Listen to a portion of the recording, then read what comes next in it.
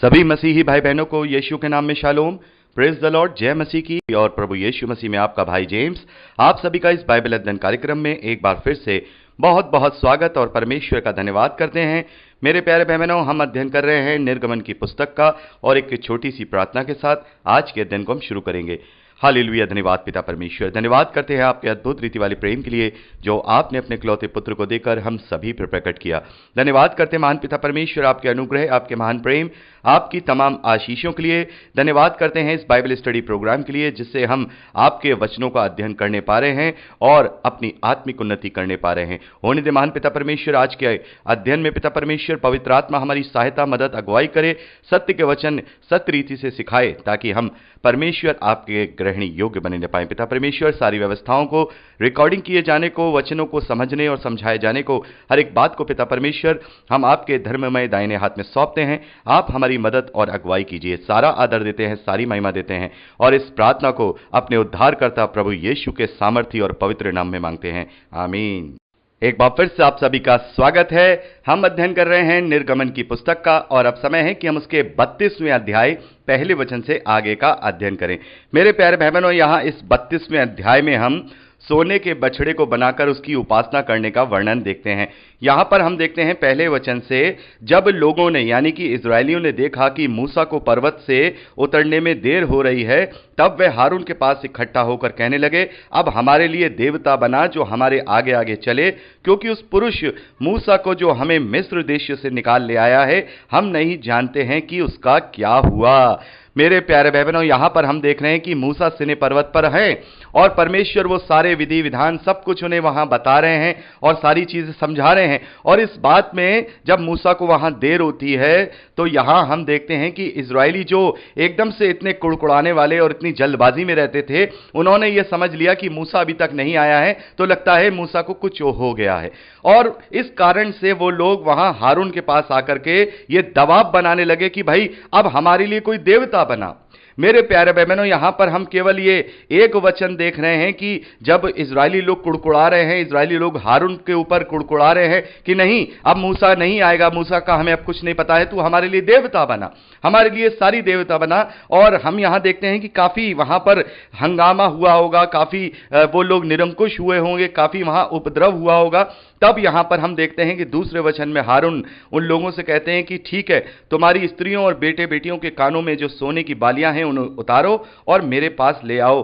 तब सब लोगों ने उनके कानों से सोने की बालियों को उतारा और हारून के पास ले आए। हारून ने उन्हें उनके हाथ से ले लिया और एक बछड़ा ढालकर बनाया और टंकी से गाड़ा। तब लोग कहने लगे, हे इज़राइल, तेरा ईश्वर जो तुझे मिस्र देश से छुड़ा ले आया है वो यही है। ये देख के हारून ने उनके आगे एक वेदी बनाई और ये प्रचार किया कि कल यहोवा के लिए पर्व होगा। और दूसरे दिन लोगों ने भोर में उठकर होम बलि चढ़ाई और मेल बलि ले आए और बैठकर खाया पिया और उठकर खेलने लगे। यहां पर इस शब्द को आप बड़े ध्यान से सुनिए कि वो लोग खेलने लगे। मेरे प्यारे भाई बहनों, हम देखते हैं कि ये जो बछड़ा है ये बाल के देवताओं का जो उनका जो सबसे बड़ा देवता है उसको रिप्रेजेंट करता है। और यहां पर इजरायलियों ने वो ही किया। इजरायलियों ने अपने कुड़कुड़ाहट के स्वभाव के द्वारा, अपनी जल्दबाजी के स्वभाव के द्वारा, अपने अविश्वास के द्वारा यहां पर अपने लिए एक बछड़े को ढाल लिया।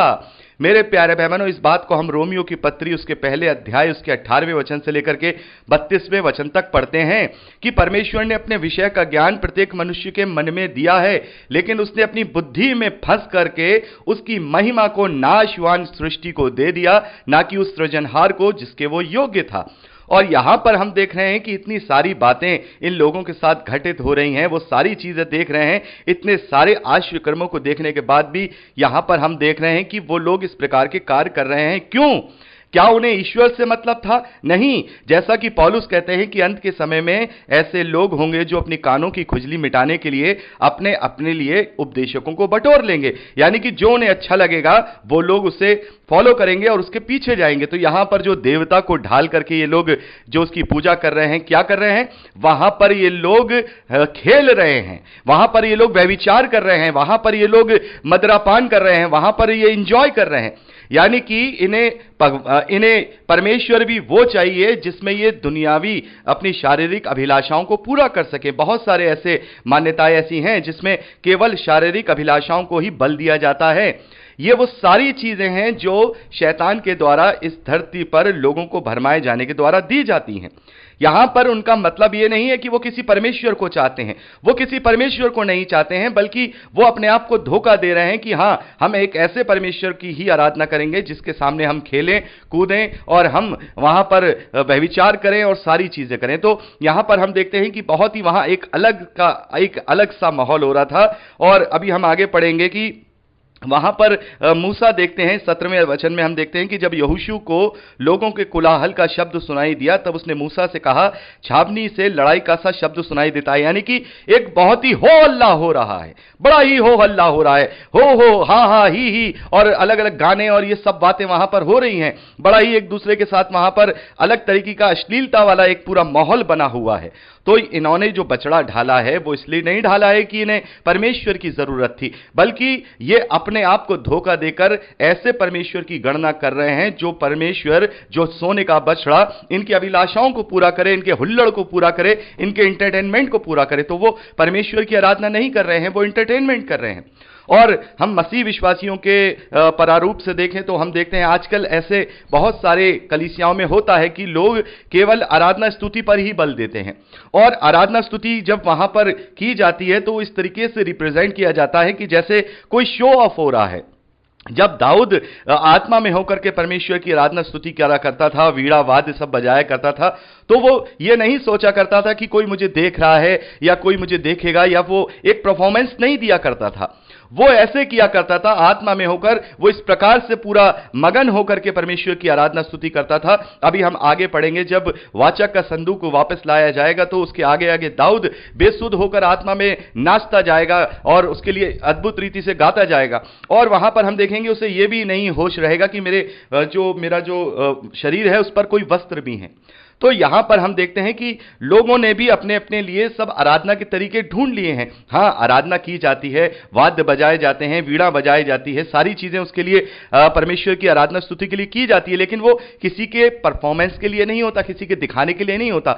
वो होता है कि हम सच्चाई से, आत्मा से उसकी आराधना करें। लेकिन इसको आजकल बहुत ही ज्यादा कॉन्सेप्ट बनाए जा रहे हैं। लोग बड़े बड़े स्टेजेस पे खड़े होकर के आराधना स्तुति के शोज हो रहे हैं और वहां पर लोग बड़े आनंदित हो रहे हैं, दुनियावी तरीके से आनंदित हो रहे हैं। वो लोग दुनियावी गाने नहीं गा सकते, दुनियावी नहीं कर सकते, तो वो अपने जीवन में उन्हीं से आनंदित और उन्हीं को एंटरटेनमेंट लेकर चल रहे हैं। तो हमें ये समझना होगा कि एंटरटेनमेंट में, परफॉर्मेंस में और आराधना स्तुति में फर्क होता है। वो आत्मा और सच्चाई से और हृदय की गहराइयों से होती है। जब अंदर से जो धन्यवाद निकलता है वो परमेश्वर के चरणों में स्वीकार योग्य होता है, ना कि अपने एंजॉय के लिए, अपना एक माहौल एक अच्छा बनाने के लिए। क्योंकि यहां पर क्या कर रहे हैं, सब लोगों ने बैठकर खाया पिया, उठकर खेलने लगे और उनके हो हुल्लड़ का शब्द इतना था जैसे कोई युद्ध हो रहा हो, कोई वहां पर झगड़ा लड़ाई हो रही हो।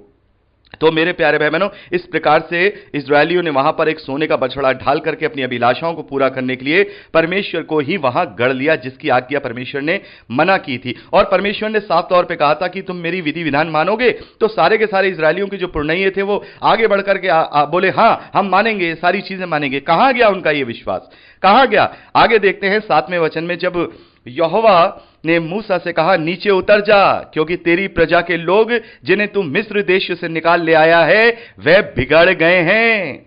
यहोवा के कानों तक ये जब ये बात तो पता चली जाएगी परमेश्वर है कि ये सारे लोग क्या कर रहे हैं, इनके साथ मैंने इतना अनुग्रह की दृष्टि बना करके इन्हें मैं मिस्र के देश से आजाद करके निकाल लाया। यहोवा ने कहा, जा मूसा, नीचे उतर जा, ये तो बिगड़ गए हैं, जिन्हें तू मिस्र देश से निकाल लाया था वो बिगड़ गए हैं, और जिस मार्ग पर चलने की मैंने उनको आज्ञा दी थी उसको झटपट छोड़कर उन्होंने एक बछड़ा ढालकर बना लिया है, और फिर उसको वो दंडवत करके और उसके लिए बलिदान भी चढ़ाया है। और ये कहा है कि हे इस्राएलियों, तुम्हारा ईश्वर जो तुम्हें मिस्र देश से छुड़ा ले आया है वो यही है। फिर यहोवा ने मूसा से कहा, मैंने इन लोगों को देखा और सुन, वे हठीले हैं। अब मुझे मत रोक, मेरा क्रोध, मेरा कोप उन पर भड़क उठा है। अब उन्हें मैं भस्म करूंगा, लेकिन तुझ से एक बड़ी जाति उपजाऊंगा। तो यहां पर हम देखते हैं कि परमेश्वर जो जलन रखने वाला परमेश्वर है, यहां पर बहुत ही क्रोधित हुआ है।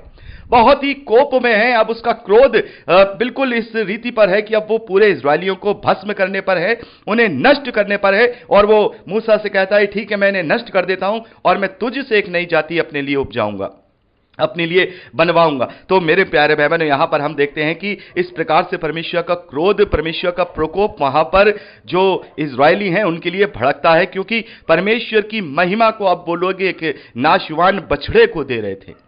वो जानते थे कि वो इज़राइल का जो परमेश्वर है, याकूब का और इसहाक का जो इब्राहिम का परमेश्वर है, वो हमें मिस्र देश से छुड़ा के ले आया है और उसी के पास ने पर्वत के ऊपर मूसा हमारे लिए विधि विधान और आज्ञा लेने गया है। लेकिन उन्होंने अपने हठीले मन के द्वारा परमेश्वर के विरोध में वहां कार्य किया और अब परमेश्वर पूरा क्रोधित है, पूरा कोप वो उनके ऊपर डालकर उन्हें भस्म करना चाहता है। लेकिन उसके बाद हम देखते हैं कि मूसा अपने लोगों से बहुत प्रेम करता था। मूसा ने परमेश्वर से 11वें वचन में कहा, तब मूसा अपने परमेश्वर यहोवा को यह कहकर मनाने लगा, उससे विनती करने लगा कि हे परमेश्वर, तेरा कोप अपनी प्रजा पर क्यों भड़का है, जिससे तू बड़े सामर्थ और बलवंत हाथ से मिस्र देश में से निकाल ले आया है।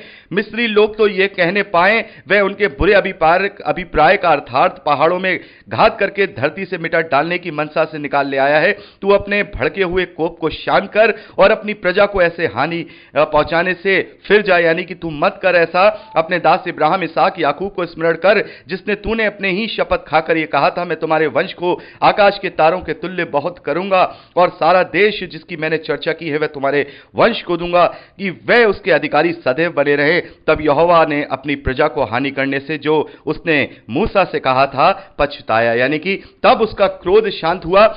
तब मूसा ने उसके सारे जो प्रतिज्ञाएं थी जो उसने इब्राहिम के साथ, इसहाक के साथ और याकूब के साथ की थी, वहां पर वो सारी दुहाई देकर के मूसा ने यहां पर परमेश्वर का क्रोध जो है वो ठंडा किया कि तू याद कर, तूने इनके साथ प्रतिज्ञा की है। और यहां पर हम देखते हैं कि परमेश्वर के क्रोध वाले स्वभाव को हम देख रहे हैं, क्रोध वाले स्वभाव को देख रहे हैं, कोप वाले स्वभाव को देख रहे हैं। लेकिन परमेश्वर का एक स्वभाव हमें और समझ में आता है कि वो कितना धीरजवंत है, वो कितना धीरजवंत है, वो कितना प्रेम करने वाला है, वो कितना क्षमा करने वाला है। यहां पर इजरायलियों का उसने ये गुनाह, ये महापाप यहां पर क्षमा किया अपनी प्रतिज्ञा के लिए। तो मेरे प्यारे बहनों, यहां पर हम देखते हैं कि जो प्रतिज्ञा परमेश्वर ने बैल और बकरी के लहू के द्वारा इजरायलियों के साथ की थी, उस प्रतिज्ञा के लिए परमेश्वर ने उनके इन पापों को क्षमा कर दिया। तो जो उसका स्वयं, उसका जो इकलौता पुत्र है, उसके लहू के साथ जो वाचा बांधी गई है, तो उसका मोल, उसका महत्व क्या होगा, हमें यह समझना होगा कि उसके प्रेम का मोल, उसके प्रेम का महत्व हमें प्रभु यीशु मसीह के लहू के द्वारा समझना होगा। जो लोग प्रभु यीशु मसीह के लहू को, उसके बलिदान को, उसके उद्धार को व्यर्थ ठहरा रहे हैं, वो सावधान हो जाएं, वो सावधान हो जाएं कि परमेश्वर का क्रोध अभी भड़का नहीं है। लेकिन जब परमेश्वर का क्रोध भड़केगा तो फिर कौन उसके हाथों से बचा पाएगा, कौन उसके हाथों से बचा पाएगा। वचन कहता है कि परमेश्वर के हाथों में पड़ना भयानक बात है। यहां तो मूसा बचा रहा है, वहां पर हमें प्रभु यीशु मसीह का जो हमसे उसने आश्वासन दिया है, उसकी जो वाचा है वो हमें बचा लेगा। लेकिन फिर भी यदि हम अपने निकम्मे मन को परमेश्वर के विरोध में कर देंगे तो फिर परमेश्वर भी हमें छोड़ देगा।